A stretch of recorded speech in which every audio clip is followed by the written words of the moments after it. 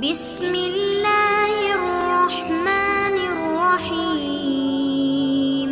حضرت منصور بن ذکی رضی اللہ تعالیٰ عنہ جب مرض الموت میں مبتلا ہوئے تو رونے لگے اور اتنا بے قرار ہوئے جیسے کوئی ماں اپنے بچے کی موت پر بے قرار ہوتی ہے۔ لوگوں نے پوچھا حضرت آپ کیوں رو رہے ہیں جبکہ آپ نے تو بڑی پاکیزہ اور پرہیزگاری کی زندگی بسر کی ہے اور 80 برس اپنے رب تعالیٰ کی عبادت و بندگی کی ہے۔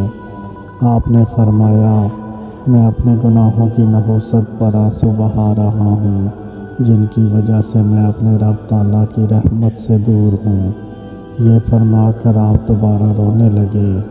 پھر کچھ دیر بعد اپنے بیٹے سے مخاطب ہو کر فرمایا میرے بیٹے میرا چہرہ قبلہ کی طرف پھیر دو، اور جب میری پیشانی سے قطرے نمودار ہونے لگیں اور میری آنکھوں سے آنسو بہہ نکلیں تو میری مدد کرنا اور کلمہ شریف پڑھنا، شاید مجھے کچھ افاقہ ہو جائے، اور میرے مرنے کے بعد جب مجھے دفن کرو اور میری قبر پر مٹی ڈال لو تو وہاں سے روانہ ہونے میں جلدی نہ کرنا بلکہ میری تربت کے سرہانے کھڑے ہو کر لا الہ الا اللہ محمد رسول اللہ پڑھنا کہ اس سے مجھے منکر نکیر کے سوالوں کا جواب دینے میں آسانی ہو سکتی ہے۔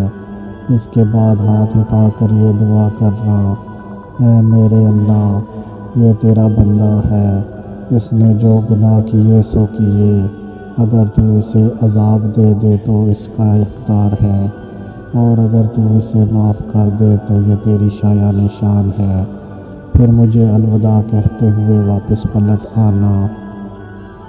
آپ کے انتقال کے بعد بیٹے نے آپ کی وصیت پر حرف بہ حرف عمل کیا۔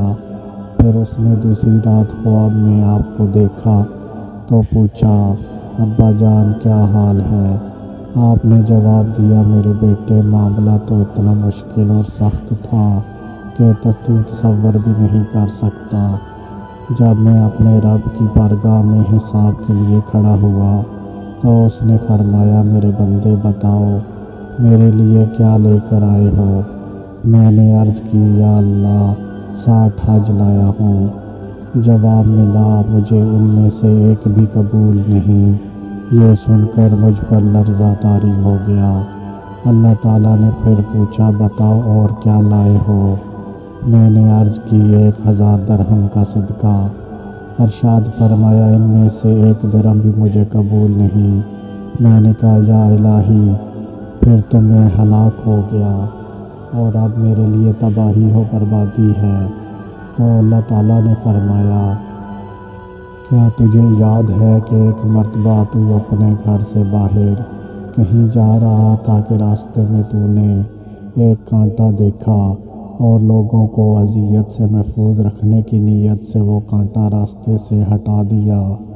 میں نے تیرا وہی عمل قبول کیا اور اسی کی وجہ سے تیری بخشش فرما دی۔